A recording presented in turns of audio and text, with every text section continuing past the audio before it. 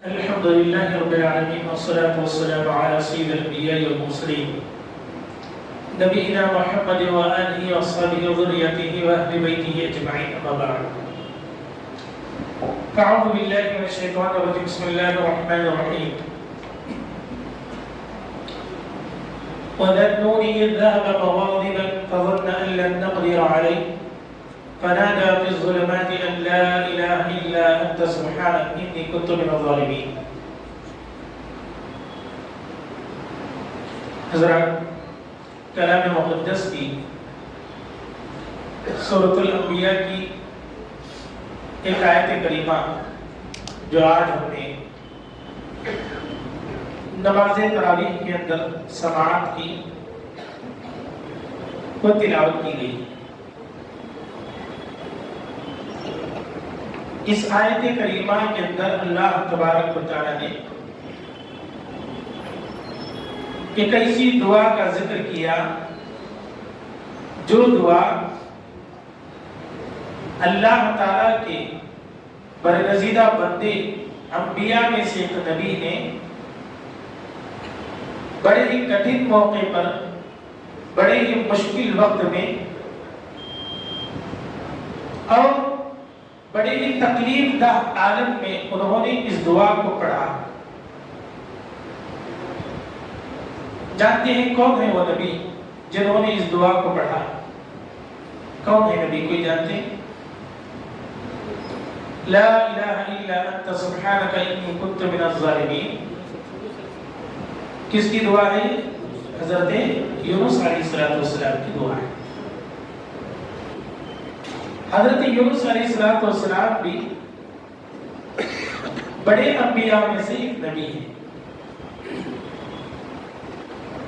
اللہ تعالی نے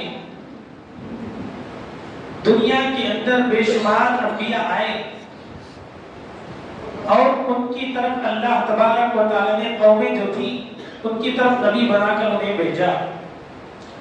انہوں نے اپنے قوم کو دین کی دعوت دی.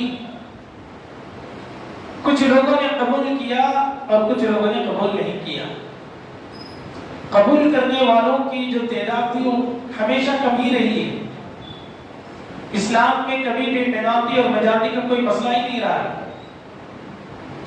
اکثریت اور اقلیت کا کوئی مسئلہ نہیں رہا. لیکن جب بھی دین اسلام کے لیے جتنے لوگ بھی ایمان لائے جس دور میں بھی وہ مسلمان کم ہی ہیں. وَمَا يُؤْمِنُ أَكْثَرُهُم بِاللَّهِ إِلَّا وَهُمْ مُشْرِكُونَ. اللہ نے فرمایا اللہ کی ذات پر ایمان لانے والے لوگوں کی تعداد ہر دور میں کم رہی. تو بات یہ ہے کہ جتنے انبیاء آئے اور ان کی جو قومیں رہیں انہوں نے ایمان لایا اور کچھ لوگ ایسے تھے جنہوں نے ایمان نہیں لایا اور کچھ انبیاء ایسے ہیں جنہوں نے اپنی قوم کے لیے بد دعا بھی کر دی. اللہ نے ان کی بد دعا کو قبول بھی کر لیا, انہیں تہس نہس کر دیا. لیکن یہ قوم ایسی ہے جس پر ایک نبی نے بد دعا کی اور ان پر عذاب کا فیصلہ بھی ہو چکا لیکن آیا ہوا عذاب رک گئے. جو اللہ تعالیٰ کی طرف جو عذاب آتا ہے قوموں پر وہ رکتا نہیں ہے. جس نبی نے بھی اپنے قوم کے لیے بد دعا کی اس کی حق میں قبول ہو گئی, وہ تہس نہس ہو گئے, وہ صفحہ ہستی سے مٹا دیے گئے. لیکن ایک نبی ایسے ہیں کہ جن کی قوم پر اللہ کا عذاب آیا اور بھی رک گئے. سیدنا حضرت یونس علیہ السلام اپنے قوم کے اندر دعوت و تبلیغ کا کام کر رہے تھے. قوم جو ایسی تھی کہ ماننے کے لیے تیار نہیں تھی. حضرت یونس علیہ السلام جو ہے اللہ سے دعا کرنے کی یہ قوم نہیں مان رہی ہے تو ان کے بربادی کا فیصلہ کر دیا جائے. لیکن ایک بات یہ بھی ضروری ہے کہ جب تک کسی بھی نبی کو اللہ تبارک و تعالی قوم سے نکلنے کا موقع نہیں دیتا یا قوم سے نکلنے کی اجازت نہیں دیتا تب تک کوئی نبی اپنے قوم سے نہیں نکل سکتا. اسے دیکھیں قرآن مجید کے اندر اللہ تبارک و تعالی جا بجا قوموں پر عذاب آنے سے پہلے انبیاء کو الٹیمیٹ دے دیتا ہے کہ اب رات میں تمہیں نکلنا ہے, شام میں تمہیں نکلنا ہے, صبح میں تمہیں نکلنا ہے. تو اس طرح سے اللہ تعالیٰ الٹیمیٹ دے دیتا ہے کہ اب آپ کو نکلنا ہے. اور حضرت نوح علیہ السلام کی قوم ایسی ہے جسے بہت پہلے ہی الٹیمیٹ دے دیا گیا کہ آپ آپ جو ہے کشتی بنانا شروع کر دیجئے. ابھی یہ نہیں بیان کیا کہ صحرا کے اندر کشتی بنائی جا رہی ہے، لیکن بہت پہلے انہیں حکم دے دیا کہ آپ کو ایک کشتی بنانا ہے اور پھر آپ کو تیار ہے. تو ہر نبی کو قوم سے نکلنے کا ایک وقت بتایا جاتا ہے. اللہ تعالیٰ نے حضرت یونس علیہ السلام کے قوم کی طرف جو حضرت یونس کو بھیجا، یونس علیہ السلام اللہ کی اجازت ملنے سے پہلے ہی اپنے قوم کو چھوڑ کر چلے گئے کہ قوم پر اب عذاب آنے والا ہے، لہذا ابھی نکلنا چاہیے. ابھی نکل گئے. نکلنے کی صورت میں قوم نے دیکھا بھئی یہ کیا ہے کہ نبی ہمارے سے بالکل ہماری آبادی سے نکل چکا ہے. انہیں احساس ہوا کہ جب بھی کوئی نبی اس کی قوم سے نکل جاتا ہے تو اب اس قوم کی شامت آ چکی ہوتی ہے. لہذا وہ تمام کے تمام اللہ تعالیٰ سے رونے لگ گئے، گڑ گڑانے لگ گئے. پوری جو ہستی تھی حضرت یونس علیہ السلام کی قوم تھی، رونے لگ گئے، گڑ گڑانے لگ گئے کہ اللہ ہمیں معاف کر دے. اتنا رویا اللہ تعالیٰ کو ان کا رونا پسند آیا آنے والا عذاب روک لیا گیا. ایک یہ قوم ہے، اس کے علاوہ کوئی قوم نہیں. اللہ کا عذاب آ چکا تھا ان کے اوپر، تباہی ان کی طے ہو چکی تھی، لیکن اللہ کے ساتھ انہوں نے رویا، گڑ گڑایا، اللہ تعالیٰ کو راضی کر لیا. آیا ہوا عذاب روک لیا گیا، اٹھا لیا گیا عذاب. اور ادھر حضرت یونس علیہ السلام جب چل پڑے، کشتی میں سوار ہو گئے، کشتی جو ہے ہچکولے لینے لگ گئی. پتا چلا کہ کوئی ایسا بندہ ہے، اعلان ہوا کہ کوئی ایسا بندہ ہے جو اپنے مالک کو ناراض کر کے آیا ہے، اسی لیے کشتی جو ہے ہچکولی لے رہی ہے. لہذا جو ہے جو آدمی اپنے مالک کو ناراض کر کر آئے خود ہی سمندر میں کود جائے، تب تک وہ ہچکولی لینا بند نہیں کرتی.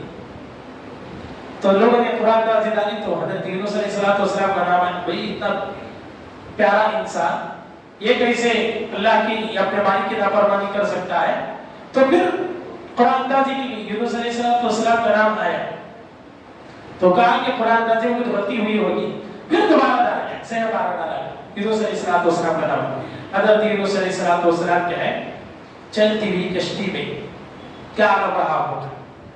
چلتی ہوئی کشتی سمندر میں آدمی ایسے ہی باہر دیکھ لے، آدمی کے اوسط خطا ہو جاتے ہیں.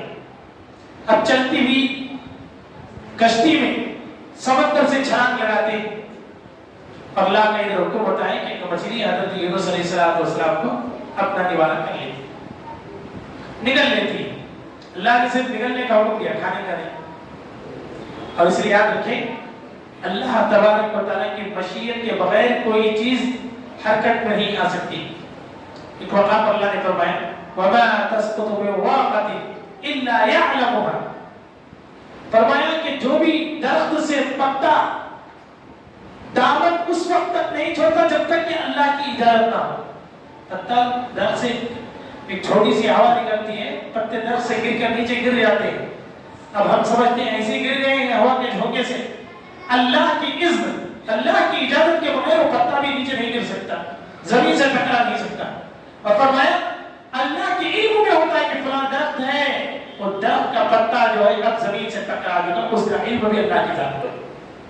تو یہ جو نگلنے کا حکم تھا، کھانے کا حکم نہیں تھا. اور حضرت یونس علیہ السلام سمندر کے اندر مچھلی کے پیٹ کے اندر تاریکی میں تاریکی، اور وہ بھی بڑی مچھلی جو انسان کو اپنا نوالا بنائی گئی، اور وہ جو بڑی بڑی مچھلیاں جو کہ سمندر کی بڑی گہرائی کے اندر ہوتی ہیں، اوپر نہیں ہوتی. حضرت یونس علیہ السلام کو بڑا افسوس ہوا. بعض روایت کے اندر آتا ہے مچھلی جب سمندر میں لے کر جب جا رہی تھی نا حضرت یونس علیہ السلام مچھلی کے پیٹ میں سمندر کے اندر کی چیزوں کو دیکھا، وہ اللہ کی تسبیح بیان کر رہے ہیں، وہ اللہ کی تسبیح بیان کر رہے ہیں، اللہ کی پاکی اور بڑائی بیان کر رہے ہیں. حضرت یونس علیہ السلام کو اتنا افسوس ہوا، ہائے کہ سمندر کے اندر اللہ کی مخلوق اللہ کی تسبیح بیان کر رہی اور میں اللہ کی تسبیح سے دور ہوں. اور ایسی کمزوری کی حالت میں کوئی سہارا نہیں. کیا مصیبت اور کیا پریشانی کوئی آدمی کلپنا بھی کر سکتا ہے، کوئی آدمی اندازہ بھی لگا سکتا ہے کہ کیسی مصیبت ہوگی.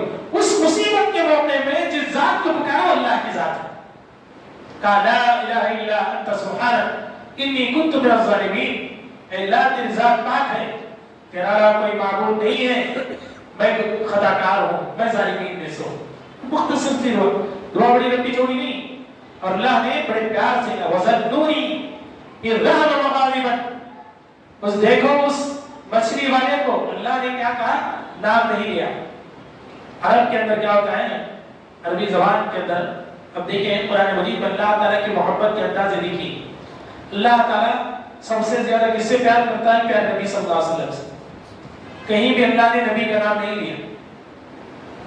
پیار جب آتا ہے بچوں کے اوپر، آدمی کیا کرتا ہے، بچے کا ایک نام ہوتا ہے گھر کے اندر، جب پیار آتا ہے بچے کے اوپر، محبت امڑ کر آ جاتی، بچے کو اس کے صحیح نام سے نہیں بلکہ دوسرے نام سے پکارتے، کوئی گولو کہتا ہے، کوئی منو کہتے ہیں، کوئی چاندو کہتے ہیں، الگ الگ نام ہوتے ہیں جو محبت کی وجہ سے پکار کرتے ہیں۔ اللہ تعالیٰ بھی جب اپنے بندوں پر محبت سے پکارتا ہے تو پکارنے کے الفاظ ہی الگ ہوتے ہیں۔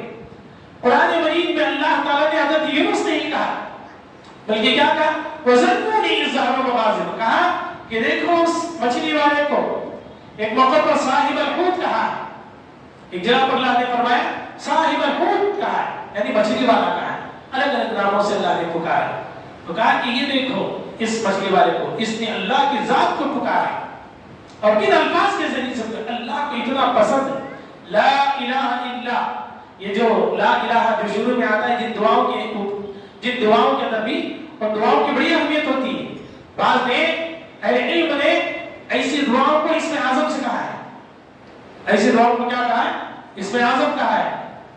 اسم اعظم کہتے ہیں اللہ کا بہت بڑا نام، اسم اعظم اللہ کا بہت بڑا نام، کہ ان ناموں کے ساتھ پکارا جائے اللہ تعالیٰ اس کی دعا رد ہی نہیں کرتا۔ حضرت یونس علیہ السلام نے پکارا، سورہ صافات کے اندر اللہ نے مقام پر ذکر فرمایا، اگر یونس علیہ السلام اس موقع سے وہ دعا نہ پڑھتے، لَلَبِثَ فِي بَطْنِهِ إِلَىٰ يَوْمِ يُبْعَثُونَ، اللہ نے فرمایا قیامت تک ہم مچھلی کے پیٹ میں ایسے رکھتے۔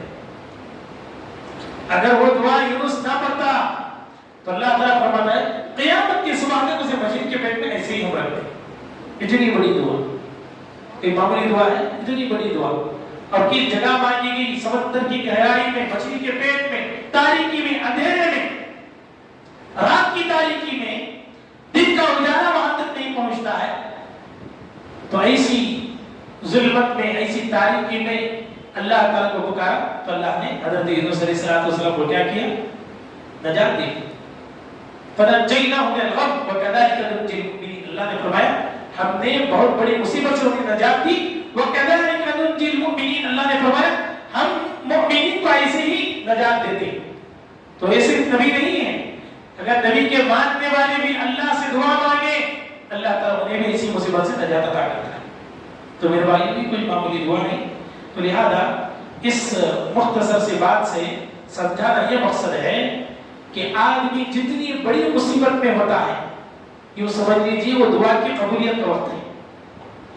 پریشانی جتنی بڑی ہوتی ہے تبھی انسان کی دعا قبول ہوتی ہے، لیکن تب انسان بڑی بڑی پریشانیاں آنے کے بعد انسان اللہ سے کٹ کر کسی اور کی طرف پڑ جاتا ہے، کسی اور کو سہارا سمجھتا ہے۔ کبھی آدمی کا ایمان لیمو کی طرف چلا جاتا ہے، کبھی تاویز کی طرف جا رہا ہے، کبھی کدو کی طرف، کبھی مرچی کی طرف، کبھی ادرک کی طرف۔ تو یہ کھانے پینے کی چیزیں، یہ کھانے پینے کی چیزیں اللہ نے ہمارے لیے بتائی، کھاؤ پیو جان بناؤ۔